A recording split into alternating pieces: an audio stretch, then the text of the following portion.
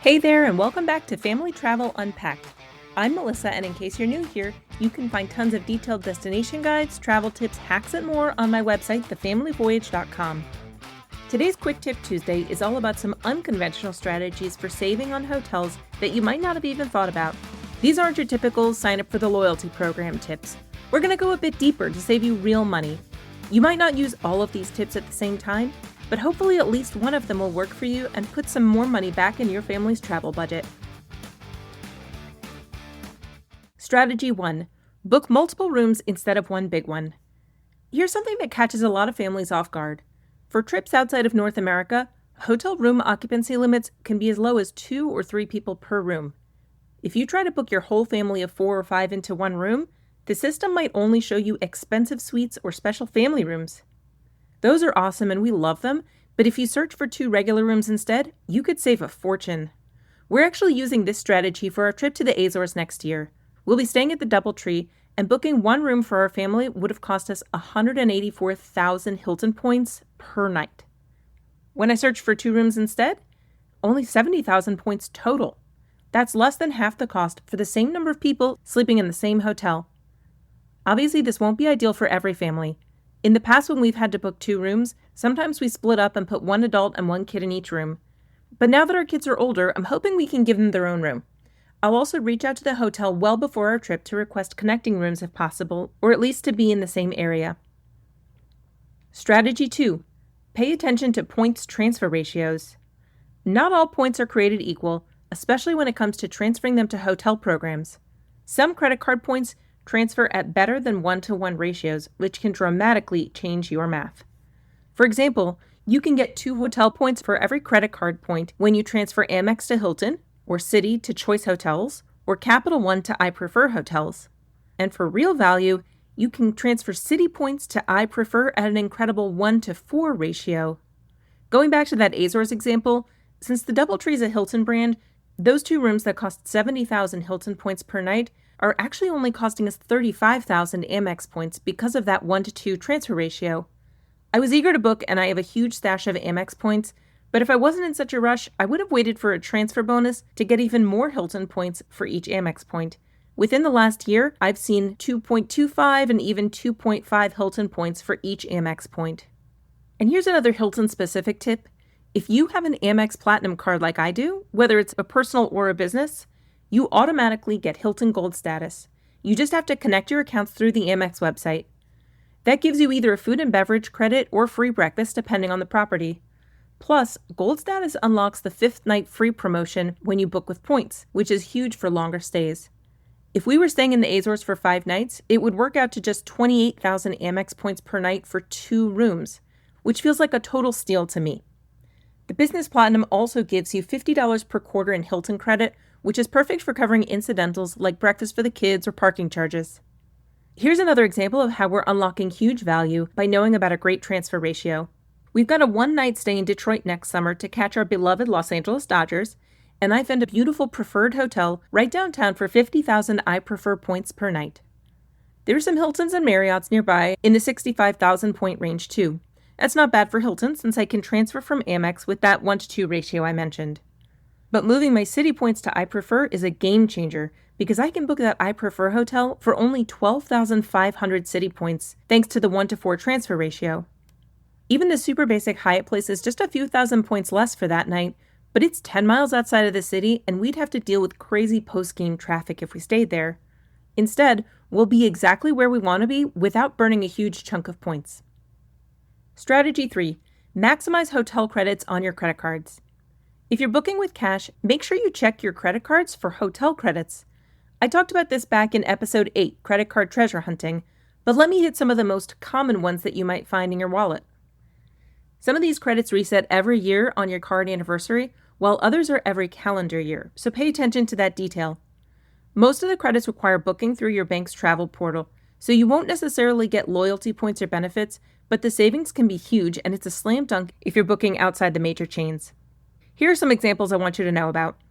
The Chase Sapphire Reserve gives you $50 per card year that can be used on a 1-night stay. United Explorer and Business cards each give you $50 twice per card year, also great for 1-night stays. The Capital One Venture X gives you a $300 credit per card year that applies to anything booked through their portal, whether it's a vacation rental, car, or activity. Some of their hotel bookings are now loyalty eligible, but that's pretty new, so you have to look for that flag in the portal. The Citi Strata Premier, which only costs $95, gives you $100 off a $500 stay each calendar year, while the newer Strata Elite gives you $300 off any 2-night stay every calendar year. And the Delta Gold, Platinum, and Reserve cards offer between $100 and $250 per calendar year, depending on which level you have. Now here's where you can get clever. If you're staying somewhere with pretty low cash rates, you can book consecutive 1 or 2-night stays separately at the same hotel to maximize your credits. That's exactly what we're doing in Porto next year. I booked 4 nights total at an apart hotel through United Hotels. Each night is its own separate stay, and I put 2 nights on my United Business card and 2 nights on my husband's United Explorer card, which saved us a total of $200. If I end up canceling those bookings, it'll be to book 2 nights with our new Citi Strata Elite card in December, and then the other 2 nights in January when the credit resets. That would save us $600 total on that one hotel stay using just a single card. And finally, let's talk about strategy number 4, luxury hotel booking programs. This is kind of a next-level version of the hotel credits we just talked about, but for higher-end bookings. The best known is Fine Hotels and Resorts on the Amex Platinum cards.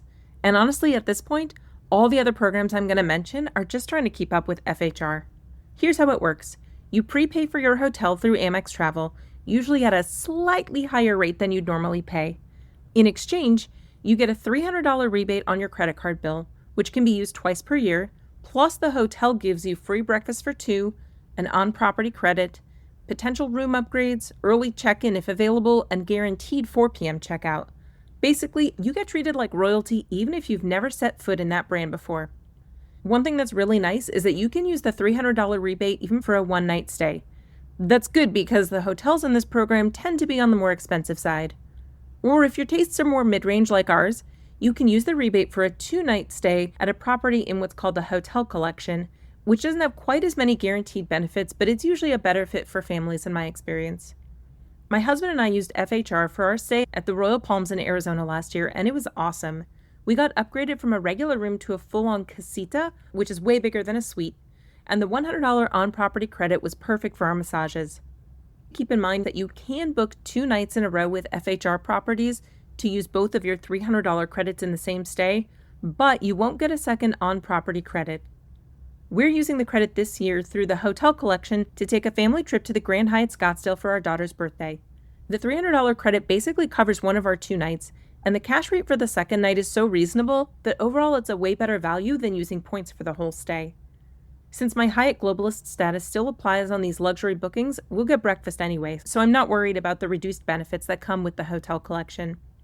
Chase now has something similar on the Sapphire Reserve cards called the Edit, but the credit is only $250 twice per year, and each booking has to be at least 2 nights. So it's not as flexible, and at most you're only saving $125 per night. The Capital One Venture X offers the Premier Collection, which is basically the same thing, but doesn't come with any extra rebate or credit beyond the $300 I mentioned earlier that you could in theory use for anything. And lastly, there are renowned hotels and resorts on the more expensive United cards. But I'm mentioning these last because I have a $150 credit on the United Quest card, and I find it super limited. I'm probably going to let that expire this year because I just haven't found a good use for it. All of these programs have mostly the same list as the FHR properties, but they have smaller credits, and those hotels are expensive. You could be looking at $1,000 a night, so $150 isn't really going to make a dent. By the way, here's a bonus. On top of all those perks and credits that you get through these luxury booking programs, you can usually still link them to your hotel loyalty account. My Hyatt app shows our upcoming stay in Scottsdale, even though I booked it through Amex Travel. That's great because the nights are still going to count toward requalifying for my status, plus I can stack with benefits like free parking, free breakfast, waived resort fees, and more. So there you have it, 4 unconventional ways to hack your hotel bookings. Whether you're using points or cash, there are always creative strategies out there to get more value out of your stays. If you want to dive deeper into any of these strategies, head over to thefamilyvoyage.com/free travel, where I've got detailed guides on maximizing points and miles for family travel. Down in the show notes, I'll also link to some of the cards that I've talked about in this episode. And if you haven't already, make sure you hit follow wherever you're listening so you don't miss our next episode. Safe travels, everyone!